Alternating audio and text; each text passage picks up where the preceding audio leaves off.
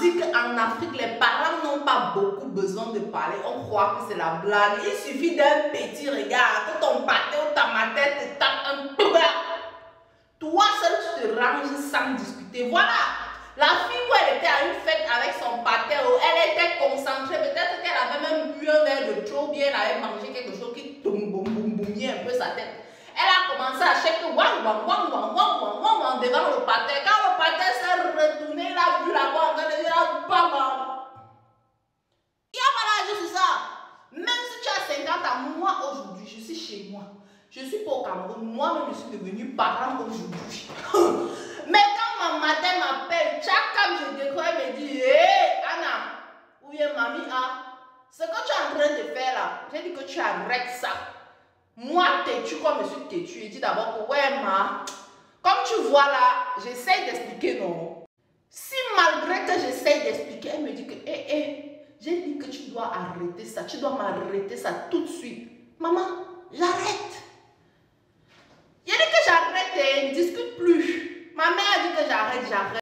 Les choses que je vois aujourd'hui que nos soeurs sont en train de faire, un bébé, mon foufou, mon âme.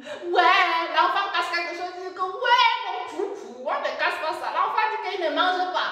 Tu dis que ouais, mon bébé, pardon, mange alors, goûte seulement. Un jour, ma mère avait préparé le couscous sauce d'olé, un peu pompier le jour là.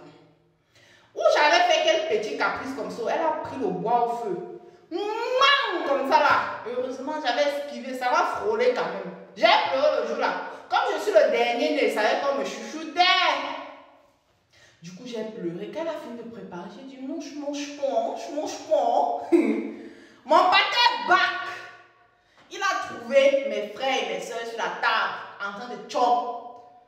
On a demandé que toi tu as fini de manger ou bien c'est comment. Il m'a tout dit, parler normalement, non. Mon bébé, tu as fini de manger ou c'est comment. Moi j'étais là. Et moi j'attendais souvent quand mon pâté, je sens que mon pâté, je sens l'odeur de mon père. Dans le jour là, je croyais que ça allait toujours être comme ça. Quand elle sentit mon père, il n'y avait même plus la force de pleurer parce que j'avais faim. Mais c'était le caprice qu'il faisait. On a demandé que, comme non. Au café, il était là. Ma mère a dit que il va me chop pour un ganaka. Ma mère a expliqué que ça a fait comme moi, elle a pris le bois et m'a mis avec. Mon père a dit que partait servir sa nourriture. On est allé servir, je croyais qu'il allait me flatter que mon bébé m'a mangé.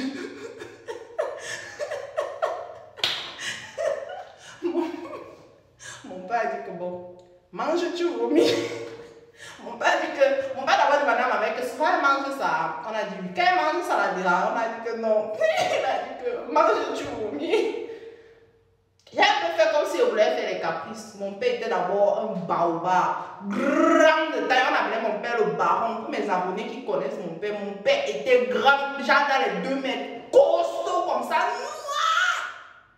Moi je suis noir comme ça là. Non. Mon père était x10 moi comme ça. Les yeux rouges sur la tête, bagué genre. Et quand mon père pour la première fois, il m'a regardé comme ça, il me dit mange tu vomis. C'est pas avec 2 mains qu'il mange. Et quand il voyait souvent le traitement qu'il traitait mes frères et soeurs avec, il ne voulait pas que ça m'arrive en fait. J'étais d'abord choquée. Quand moi le bébé de papa, au lieu que papa me supplie pour qu'il mange, il me rend comme ça. Non seulement il mangeait parce que j'avais faim, mais j'étais traumatisée en fait. Ce n'était même plus la famille, c'était le trauma. Quand il finit de manger, il m'a dit que tu as vomi. J'ai dit non. Parce que généralement quand il fait comme ça, quand il dit tu as vomi, tu dis tu ne vomis. Donc mieux tu manges, tu vomis comme il a dit là. Tu ne vomis pas, tu vas lire avec lui. Le jour là, où mon père, peut-être il sortait de la réunion, il avait bouffé la tontine. Parce qu'il m'a laissé le jour là, j'ai rien compris. Tu as vomi? J'ai dit non. Il a dit que Gayoga, on a et que je vois que tu fais bien un peu trop de caprices dans la maison aussi. Ça ne va pas se passer comme ça. Mon frère, tous les caprices qu'il y avait dans ma tête là, au champ. C'est vrai que je faisais encore les caprices, mais j'avais des limites. J'ai senti que sur le baptême me récupérer le jour-là. Donc, les amis, pardon, je ne dis pas qu'on fasse comme nos parents, mais arrêtons un peu les am bébé, am chouchou qu'on est dedans là. On n'aide pas nos enfants. La preuve, bref. En tout cas, les amis, prenez soin de vous. Je vous souhaite un excellent 2024.